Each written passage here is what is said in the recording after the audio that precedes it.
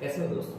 आज हम बात करेंगे मास ऑफ ए सब्सटेंस के बारे में, जिसमें हम एटॉमिक मास, मॉलिक्यूलर मास और मोलर मास के बारे में पढ़ेंगे। मास ऑफ ए सब्सटेंस जो है उसको क्लासिफाई करने के लिए हम देखते हैं एटॉमिक मास, जिसको मास ऑफ वन एटम भी कहा जा सकता है, और उसकी यूनिट जो है वो AMU, U या फिर ग्राम हो सकते हैं। ऐसे ही दूसरे क्लासिफिकेशन में हम देख सकते हैं मॉलिक्यूलर मास, जिसको मास ऑफ वन मॉलिक्यूल भी कहा जा सकता है, और उसकी यूनिट जो है वो U, AMU या फिर ग्राम भी हो सकते हैं। ऐसे ही तीसरे क्लासिफिकेशन में हम देख सकते हैं मोलर मास, इसका मतलब हो जाएगा mass of one mole of quantity, और उसके यूनिट में हम देखेंगे कि ग्राम आ जाएगा।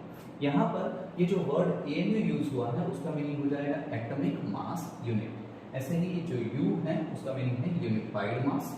यहाँ पर हमने ग्राम यूज किया है, अगर वो मोलर क्वांटिटी के लिए है तो उसको ग्राम पर मोल भी बोल सकते हैं, और वो जो हो जाएगा वो मोलर मास है, मतलब मास of one mole of substance होगा। यहाँ पर आप खास तौर से अगर देख रहे हो तो इसमें फॉर्मूला मास भी लिखा हुआ है। एक्चुअली जब आयोनिक सब्सटेंस होते हैं जो कि सिर्फ एक मॉलिक्यूल के तौर पे नहीं होते, वहां पर एक पूरा क्रिस्टल सिस्टम होता है, तो उस टाइम जो आयोनिक सब्सटेंस हैं उनके लिए जब काउंट करते हैं तो उसको फॉर्मूला मास कहते हैं, लेकिन उसको काउंट करते हैं वो मोलर मॉलिक्यूलर मास जो है उसी तरीके से काउंट किया जाता है। अब इसमें जो AMU यूज हुआ था वो कैसे काउंट किया जाता है, तो उसको समझने के लिए हमें समझना पड़ेगा एक कार्बन के एटम को।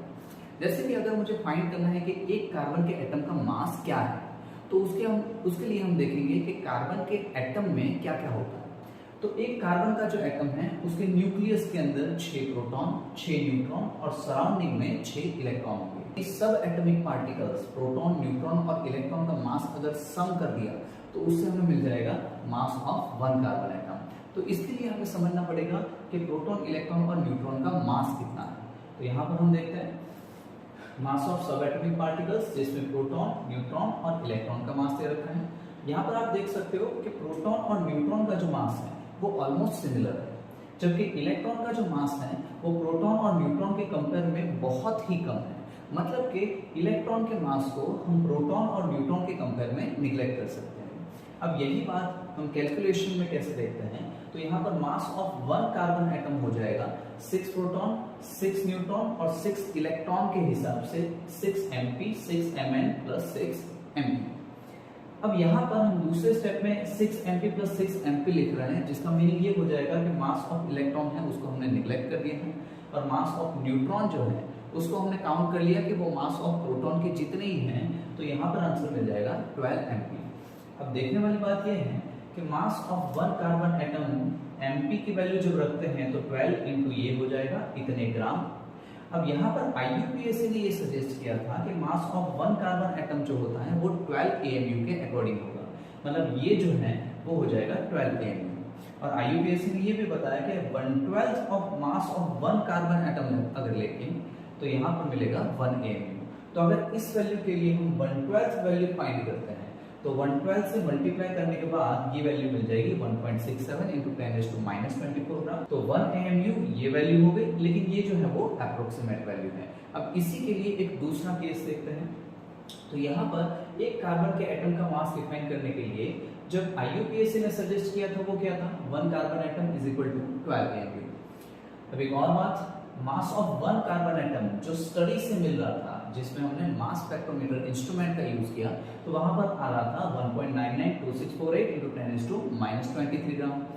तो यहाँ पर हमने समझा कि 12 AMU जो है वो इतने ग्राम के इक्वल हो सकता है, क्योंकि हमने बोला मास ऑफ वन कार्बन एटम इतने AMU, mass of one carbon atom इतने ग्राम, तो 12 AMU हो जाएगा इतने ग्राम के इक्वल।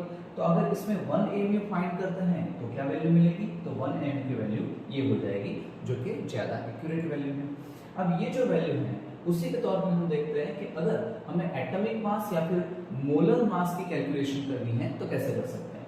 जैसे कि यहाँ मास ऑफ वन हाइड्रोजन एटम जो है उसको अगर ग्राम से AMU में कन्वर्ट करना है तो कैसे करेंगे। तो ये जो वैल्यू थी जो अभी हमने पीछे देखा कि इतने gram is equal to 1 AMU था, तो अगर हम हाइड्रोजन का मास लेते हैं जो कि हमने मास स्पेक्ट्रोमीटर इंस्ट्रूमेंट से फाइंड किया था, तो वो मास इक्वल्स कितने AMU हो जाएंगे, तो वो वैल्यू मिल जाएगी 1.0078, जिसको अप्रोक्सीमेटली 1 AMU कहा जा सकता है। और जैसे हमने आगे देखा अभी जो है वो AMU के बदले यूनिफाइड मास वर्ड यूज हो जाता है, तो 1U भी कहा जा सकता है। अब मास ऑफ वन हाइड्रोजन एटम जो है वो इतने हैं, तो अगर हम एवोगैड्रो नंबर जितने हाइड्रोजन एटम ले लेते हैं तो कितना हो जाएगा, तो जब ये कैलकुलेशन करेंगे तो मास मिल जाएगा 1 ग्राम। ये जो मास मिला वो 1 मोल हाइड्रोजन एटम का मास है, जिसको मोलर मास भी बोला जा सकता है। अगर आपने ध्यान से देखा है तो यहाँ पर 1 AMU, 1 U और 1 ग्राम, इन सब में जो डिजिट है वो कॉमन आ रहा है, सिर्फ यूनिट चेंज हो रहे थे लेकिन डिजिट जो है वो कॉमन आ रहा है। मतलब कि जो मास हम यूनिफाइड मास के तौर पे कैलकुलेट कर रहे थे वही मास मिल रहा था ग्राम पर मोल में, मतलब कि मोलर मास के जैसे।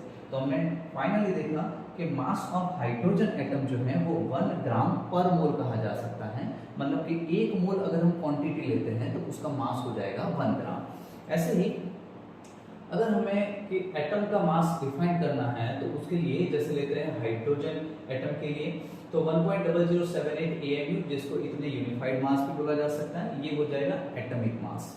ऐसे ही ये ग्राम पर मोल में है तो ये मोलर मास कहा जा सकता है, या फिर बोलेंगे मास ऑफ 1 मोल ऑफ सब्सटेंस। ऐसे ही ये जो है इतने ग्राम, इसको ग्राम एटॉमिक मास बोला जा सकता है, जो है मास ऑफ 1 हाइड्रोजन एटम। ये जो मास है जो ग्राम में हमने डिफाइन किया है वो मास स्पेक्ट्रोमीटर नाम के इंस्ट्रूमेंट से डिफाइन किया है। मास ऑफ कार्बन, अब यहाँ पर 12.01 AMU, वही डिजिट आ जाएगा 12.01 U के तौर पे जो एटॉमिक मास के तौर पे है। अब वहीं अगर 12.01 ग्राम पर मोल लेते हैं तो पर मोल में इतने ग्राम, मतलब ये हो गया मोलर मास, मतलब मास ऑफ 1 मोल ऑफ क्वांटिटी। अब अगर यहीं पर हम ये इतने ग्राम की बात करते हैं तो ये जो है वो ग्राम एटॉमिक मास हो जाएगा, या फिर इसको मास ऑफ 1 एटम भी बोला जा सकता है। जैसे मास ऑफ मॉलिक्यूल जो है वो क्या हो जाएगा, तो मास ऑफ मतलब sum of mass of all atoms अगर हम करते हैं तो वो मिल जाएगा मास ऑफ मॉलिक्यूल।